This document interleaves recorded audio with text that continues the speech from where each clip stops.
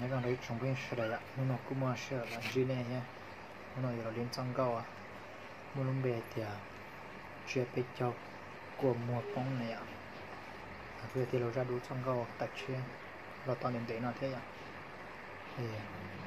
nó cũng sẽ là lên trong câu nó, nếu mà chỉ nhớ là cho code nếu như gì cái này nếu mà select code y cho nó này, mình cho C sharp em này,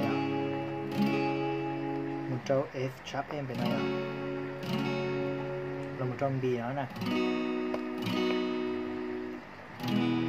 Nói chung là nó khó xíu ạ, nó khó nó thì xíu ạ, chỉ như này con này,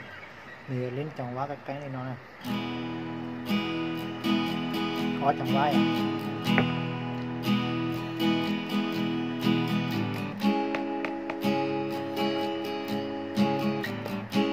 Cái nó này ạ, mình lên chẳng quá cái này nó xíu ạ, chỉ như này con này,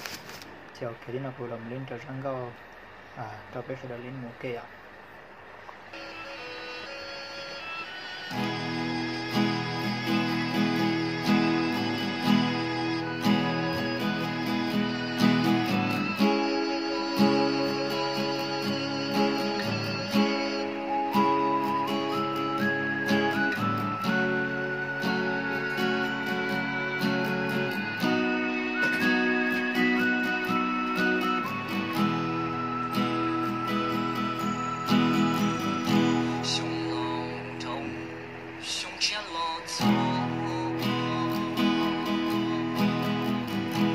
我有